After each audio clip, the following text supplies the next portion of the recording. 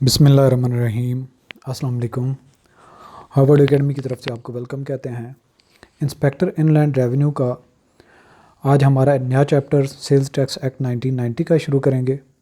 Course है हमारा inspector inland revenue और आज का जो चैप्टर है वो हम जो स्टार्ट करने जा रहे हैं अपील्स। तो सबसे पहले तो हमें पता होना चाहिए कि अपील का ओवरऑल मतलब तो सबको पता होगा कि अपील जब हम करते हैं इट्स मीन कि हम किसी से रिक्वेस्ट कर रहे होते हैं कि मेरे साथ नाइंसाफ़ी हो रही है तो आप इसको नज़रअंदाज नहीं करें। तो कुछ इस तरह के ही मानी हमारे जहन में आते हैं। जब आप सिविल कोर्ट्स के या फिर इस तरीके से क्रिमिनल कोर्ट के जो मामलात होते हैं उसमें देखते हैं कि सेशन कोर्ट में जब मामला जाता है सेशन कोर्ट में, तो जब फैसला जज कर देता है तो उसके बाद जो एक्यूज़्ड है या फिर जिसको एग्रीव्ड पार्टी, आप ज़्यादा बेहतर होगा, जिसके साथ नाइंसाफ़ी हो रही हो, वो हाई कोर्ट में जा सकता है। यहाँ पे भी वो अपील कर सकता है, अपील दायर करता है और यहाँ पे भी अगर फ़ैसला फिर उसके हक़ में नहीं होता तो हाई कोर्ट में जा सकता है और हाई कोर्ट में जो फ़ैसला होता है उसकी फ़र्दर अपील जो है सुप्रीम कोर्ट की तरफ की जा सकती है। तो इस तरीके से कोई भी किसी के साथ नाइंसाफ़ी हो और उस पर आर्डर आ जाए और वो उस आर्डर से मुतमईन ना हो तो उस फैसले को चैलेंज किया जा सकता है और उससे जो ज़्यादा कॉम्पिटेंट या ज़्यादा उसकी एक्सपीरियंस्ड एक मुनसिफाना सीट पे या जुडिशरी में एक पोजीशन होल्डर होता है, उसको अपील की जा सकती है कि मेरे साथ यहाँ पे नाइंसाफ़ी हो रही है, मेरे केस को दोबारा नज़रसानी की जाए और सही सही फ़ैसला किया जाए ताकि जिससे मुझे इंसाफ मिल सके। तो ये होता है अपील्स के माने। अब जब हम यहाँ पे दूसरी साइड पे आ जाते हैं सेल्स टैक्स के मुतालिक, तो हमने लास्ट टाइम लेक्चर जो पढ़े हैं वो हैं पेनल्टीज़ एंड सरचार्ज के मुतालिक, पेनल्टीज़ एंड सरचार्ज। तो हमने इसको डिटेल में पढ़ा। अब यहाँ पे कोई ऑफिशियल जिसके पास अथॉरिटी है इनकम टैक्स अथॉरिटीज़ का, वो किसी टैक्स पेयर के ख़िलाफ़ एक्शन लेता है और वो टैक्स पेयर ये समझता है कि मेरे साथ यहाँ पे जो ऑर्डर किया गया है ये मुनसिफाना नहीं है और मेरे साथ यहाँ पे ज़्यादती हो रही है और मुझे ज़्यादा जो है वो टैक्स पे करना पड़ रहा है, तो ये अपनी अपील दायर कर सकता है। और अपील दायर करने का ही तरीक़ाकार क्या होगा जब एक टैक्स पेयर ये समझता है कि मेरे साथ सही इंसाफ नहीं हुआ, तो वो कौन कौन से अपने इंसाफ के लिए रूट ले सकता है, रास्ते ले सकता है, ऑप्शन उसके पास अवेलेबल होते हैं, इन्हीं पे हमने बात करनी है। तो जब आपको अपील्स के मानी का पता चल गया है तो यहाँ पे सबसे पहले तो जो टैक्स कलेक्शन अथॉरिटी सबसे बड़ी है वो है FBI, federal board of revenue. तो FBI वो अथॉरिटी है जो ये देखती है जिसके ज़ेर साया जितने भी ऑफिशियल्स होते हैं इनलैंड रेवेन्यू के ऑफिसर, कमिश्नर्स, जितने भी आप कहें, वो सारे के सारे इस अम्ब्रेला के नीचे काम कर रहे होते हैं। और ये अगर हम पूरा मुल्क कहें तो इसमें जितने भी टैक्स पेयर्स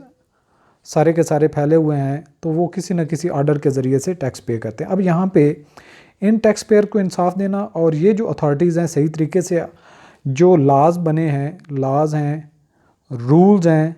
उनको ओबे किया जा रहा है, फॉलो किया जा रहा है, ये कंफर्म करना है FBI की अथॉरिटीज़ ने। अब किसी के ख़िलाफ़ कोई एक्शन होता है तो वो या तो अपील कर सकता है एक टैक्स पेयर, या फिर दूसरा ऑप्शन ये हो सकता है कि वो सो मोटो ले ले, वो खुद से ही एक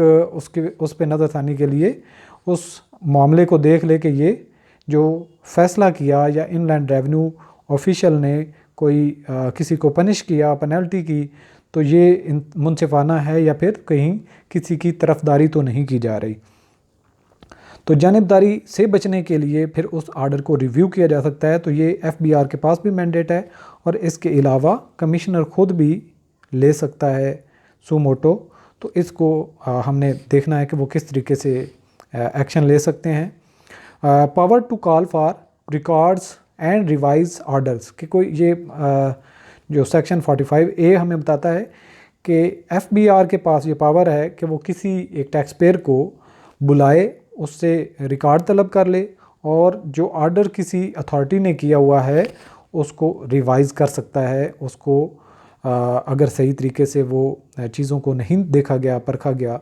तो वो डेफिनेटली उसको रिव्यू करेंगे और टैक्स पेयर को मुतमईन करने के लिए जब तक उसको इंसाफ नहीं समझ लेता या कानून के मुताबिक उसका जो भी उसको रिलीफ है तो रिलीफ मिलेगा, अगर उसको पनिशमेंट है तो पनिशमेंट, कहीं ज़्यादा आप पनिश भी नहीं कर सकते और आप बेजा किसी को रिलीफ भी नहीं कर सकते कि कुछ को आप तरफदारी करके उनको रिलीफ दे दें, यानी कि एक टैक्स इनलैंड रेवेन्यू अथॉरिटी है वो अपने रिलेटिव्स को, अपने जान पहचान वालों को छूट दे दे और दूसरों पे ज़्यादा टैक्स बर्डन डाल दे, ऐसा भी मुमकिन नहीं है। तो उसके ऊपर FBI सुपरवाइज़ कर रहा होता है इस पूरे मामले को। तो अब देख लेते हैं कि टैक्स में हमें किस तरीके से ये चीज़ें समझने के लिए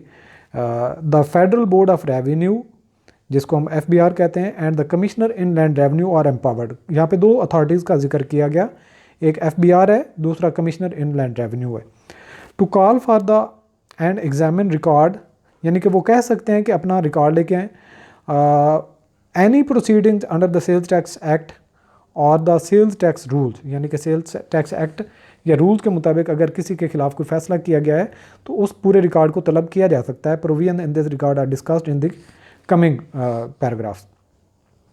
अब यहाँ पे आ जाता है सबसे पहले कि FBI अगर रिकॉर्ड को तलब करता है, एग्जामिन करता है, तो वो किस तरीके से लेके चलेगा। The federal board of revenue can call for and examine the record subject to the following provisions. सबसे पहले क्या है, द FBI में सू मोटो, यानी कि खुद ही जब उसको ये लगे कि यहाँ पे कहीं कोई प्रॉब्लम है तो वो खुद ही देख सकता है कि यहाँ पे जो इशू है कोई, मतलब अपने मीडिया में आके अपना प्रॉब्लम शेयर कर देता है, या फिर कहीं पे सोशल मीडिया पे पोस्ट कर देता है, या फिर किसी तरीके से दूसरी अथॉरिटीज़ को जो वो अपनी अपील करने के लिए या फिर अपनी आवाज़ बुलंद करने के लिए या अपना दुख शेयर करता है। तो इस तरीके से FBI की अथॉरिटीज़ को जब इस तरह का मामला सामने आता है वो सू मोटो ले सकता है कि ये मामला क्या है, इसकी छानबीन की जाए। और otherwise call for and examine the record of any proceedings of the sales tax department under the act or the rules, यानी कि जो एक टैक्स पेयर है, यहाँ पे टैक्स पेयर है और उसके साथ ज्यादती होगी, वो किसी तरीके से लेफ़्ट राइट ABC कोई भी ऑप्शन है हमारे पास, उस ज़रिए से FBI को पता चलता है। FBI देखता है कि जी इस बंदे का सेल टैक्स के मुतालिक मामला है और इनलैंड रेवेन्यू ऑफिसर ने इसके खिलाफ कोई एक्शन लिया हुआ है। अब FBI ने सो मोटो लिया, वो ये कह सकता है इस टैक्स पेयर को कि जी आप अपना रिकॉर्ड्स लेके आएँ, वो कौन सा आर्डर है जिसके मुतालिक आपको कोई ग्रीवेंसेस हैं, इसके अलावा आप अपनी जो अपना बिज़नेस है उसकी रिटर्न वगैरह सारी की सारी लेके आ जाएं, आपकी जितनी सेल्स हैं, जितना आपका आउटपुट टैक्स है, जितना इनपुट टैक्स है और जो आपके खिलाफ एक्शन लिया गया वो सारी चीज़ें लेके आ जाएं। अब जब सारी चीज़ें आ जाएंगी तो उनको एक ऑडिट टाइप उसकी एग्जामिन किया जाएगा। नंबर 2 क्या है, the object of the FBI should be to satisfy itself that the decision और order of the officer of inland revenue is legal and as per the generally accepted procedures. तो यहाँ पे FBI ने यहाँ पे जो सो मोटो लिया या फिर जो एक्शन लेना चाह रहा है, इसने ये कंफर्म करना है कि इनलैंड रेवेन्यू का जो भी ऑफिशियल जिसने एक्शन लिया था वो जस्टिफाइड है, एज़ पर लॉ है, एज़ पर प्रोसीजर्स है और सेटिस्फैक्ट्री वो अपनी परफॉर्मेंस कर रहा है, कहीं किसी के साथ वो ज्यादती नहीं कर रहा था। Number 3, after examining the record the FBI may make any order as it may think fit. However, in case of an increase in the liability or imposition or increase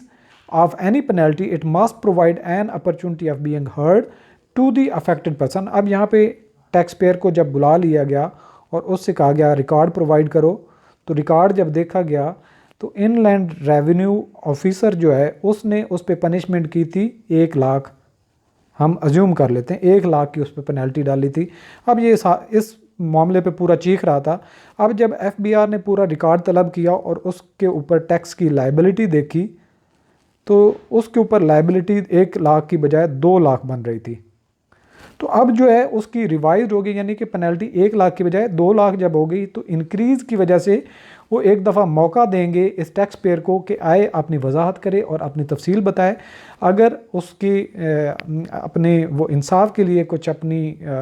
चीज़ें कहना चाहता है तो वो कह सकता है, और जब ये चीज़ देखी जाएगी कि वो सारी जितनी भी जस्टिफिकेशन देता है इसके बावजूद उसकी लायबिलिटी 2 लाख ही है, तो फिर ज़ाहिर बात है एक नया ऑर्डर इशू किया जाएगा और उसकी liability according to revised orders उसको पे करना पड़ेगी। The FBI cannot initiate the proceedings in case where the appeal is pending before the Commissioner Appeals or the Appellate Tribunal. यहाँ पे ये कहा गया है कि जो टैक्स पेयर है अगर वो ये समझता है कि मेरे साथ यहाँ पे ज़्यादती हुई है, और वो पहले एक दो फोरम है, यानी कि कमिश्नर अपील को भी अपनी अपील कर सकता है, या उससे भी उसको इंसाफ नहीं मिलता तो एपलेट ट्राइब्यूनल की तरफ अपना मामला लेके जा सकता है। जब इस तरह की सिचुएशन होगी तो दोनों अथॉरिटीज़ यानी कि कमिश्नर अपील या एपलेट ट्राइब्यूनल के पास अगर किसी की अपील पहले से पेंडिंग है तो FBI उस पर सो मोटो नहीं ले सकता, उस पर कोई भी फर्दर इंक्वायरी नहीं कर सकता जब तक कमिश्नर अपील या एपलेट ट्राइब्यूनल अपना फैसला ना दे दे। 5वें नंबर पे the FBI is empowered to make an order as above within period of 5 years from the date of original decision और ऑर्डर। यहाँ पे जो डिसीजन या ऑर्डर हुआ था टैक्स पेयर के मुतालिक, उसके 5 साल का पीरियड की लिमिट है। FBI उस 5 साल यानी कि एक ऑर्डर हुआ आज के दिन में, हम कह लेते हैं कि जी आज 15 अक्टूबर 2021 है लेट्स सपोज, तो ये 5 साल आगे फर्दर आप कर लें, यानी कि अक्टूबर की 15 तारीख और 2026 तक फेडरल बोर्ड ऑफ रेवेन्यू के पास टाइम होता है कि किसी ऑर्डर को रिव्यू कर सके, उस पर एग्जामिन कर सके, उसको रिवाइज कर सके। जब ये 5 साल पर एक्सपायर हो जाते हैं तो फिर दोबारा उस केस को नहीं छेड़ा जा सकता। अब यहाँ पे आ जाता है, ये तो हमने बात की थी FBI की। अब यहाँ पे कमिश्नर जो है इनलैंड रेवेन्यू है, उसके पास भी पावर है कि वो सो मोटो ले सकता है, लेकिन इसमें सिर्फ फ़र्क इतना होगा कि अगर रिवाइज्ड ऑर्डर ये करेगा टैक्स पेयर के लिए तो इसको पर्सनल हियरिंग या फिर जो अपॉर्चुनिटी है कि उसको आके अपनी वजाहत करे, वो ये राइट रिटन में या रूल्स में या लॉज में कहीं पे भी मौजूद नहीं कि जब कमिश्नर सो मोटो लेगा या एक्शन लेगा तो रिवाइज हो जाती है और उसकी लाइबिलिटी बढ़ जाती है, तो वो इम्पोज कर देता है। तो लाइबिलिटी इंक्रीज़ करने से, पेनल्टी या सरचार्ज इंक्रीज़ होने से अब ज़रूरी नहीं है कि वो कमिश्नर उसको दोबारा मौका भी दे कि वो आके अपनी सफाई में कुछ कहना चाहे तो वो कह सके। For the same objects as discussed in case of FBR the commissioner has suo motu power to call for the and examine the records of any proceeding under the law. जैसे कि हमने पहले कहा कि FBI के पास power है, इसी तरीके से कमिश्नर के पास भी वही पावर्स होती हैं। ही मे आफ्टर एग्जामिनिंग द डिसीजन और order passed by any of his subordinate officer pass any order which is deemed feet by him. यानी कि कमिश्नर कब लेगा सो मोटो, जब वो देखता है कि ये मामला ऑलरेडी उसके इनलैंड रेवेन्यू ऑफिसर ने पहले कोई फ़ैसला उस पर किया हुआ है और उससे वो जस्टिफाइड नहीं है और उससे वो मुत्तफिक नहीं होता, तो डेफिनेटली इस तरह की जब वायलेशन होती है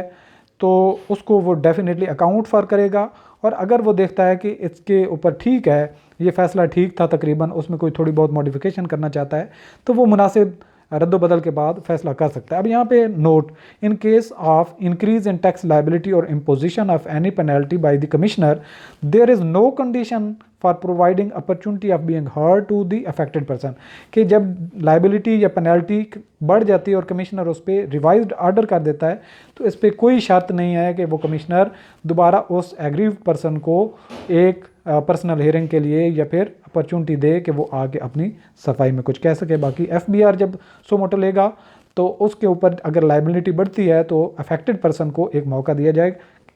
जाएगा कि वो अपने हक में कुछ कहना चाहे, कोई वजाहत करना चाहे, कोई जस्टिफिकेशन देना चाहे, वो दे सकता है। और उस पर अगर कंसीडर करती हैं अथॉरिटीज़ कि ये वाकई उसकी बात रिकॉर्ड में ये चीज़ मौजूद नहीं लेकिन इसका लॉजिक ठीक है, तो वो बच भी सकता है और अदरवाइज़